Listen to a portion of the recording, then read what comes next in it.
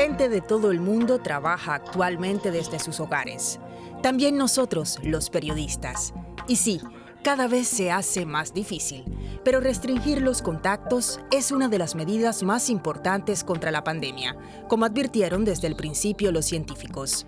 Y poco a poco eso ha dado resultados positivos en Europa. Soy Frank Hoffmann, corresponsal de Deutsche Welle, y estoy conectado con el profesor Dirk Brockmann. Usted es epidemiólogo de la Universidad Humboldt y del Instituto Robert Koch, ambos en Berlín. Señor Brockmann, queremos hablar sobre los cambios en la curva, es decir, sobre el desarrollo de los contagios en Europa. ¿Cuál es la situación actual?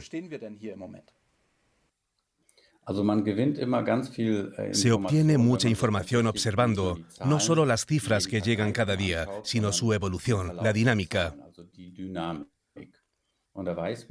Cuando una epidemia se desarrolla libremente en una población, sin encontrar ninguna resistencia, entonces se produce el famoso crecimiento exponencial.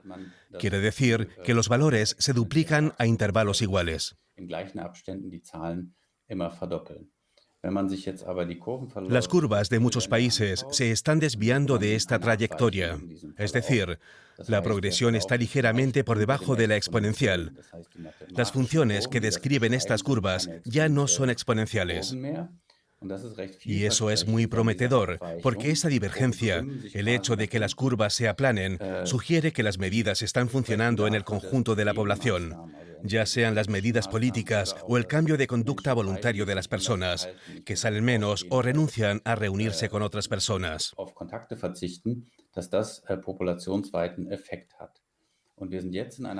Ahora nos encontramos en una fase en la que observamos en muchos países cómo el aplanamiento de la curva se ha mantenido hasta el punto de que se ha alcanzado un estado casi estacionario, en el que cada día se suma el mismo número de casos. Aún así, no se puede prever si la curva seguirá cayendo o si volverá a repuntar en algún momento. Se refiere a que en países muy afectados como Italia y España se ha alcanzado la llamada meseta, es decir, que la curva tiene una trayectoria horizontal. Exacto. La curva de casos nuevos es horizontal. Comparémoslo con manejar un automóvil. Si estoy detenido y de repente piso a fondo el acelerador, esa aceleración se percibe. El vehículo avanza más y más rápido hasta que en algún momento se mueve a una velocidad constante. Y eso ocurre con la evolución de esta curva en los distintos países, especialmente en Italia. Hubo una aceleración, se producían cada vez más casos en el mismo periodo de tiempo, siempre se duplicaban. Y luego llegó una fase en la que solo se sumaban aproximadamente el mismo número de casos cada día. Es decir, que la epidemia avanzaba a una velocidad constante.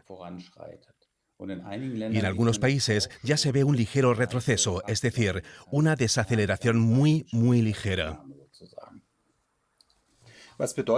¿Qué significa eso para la vida diaria de la gente, por ejemplo, en Italia y España? Es difícil de saber. En muchos de estos países hemos llegado a un umbral crítico, en el que vemos que las medidas y los cambios de comportamiento de toda la sociedad tienen un efecto muy pronunciado y frenan la epidemia, pero no del todo. Quiere decir que tenemos que dejar que estas medidas sigan haciendo efecto y seguir aceptando ciertos cambios en la conducta social. Si volviésemos ahora a la normalidad y a comportarnos exactamente igual que antes de la pandemia, podemos estar seguros de que todo volvería a empezar. Señor Brockmann, hasta pronto. Muchas gracias.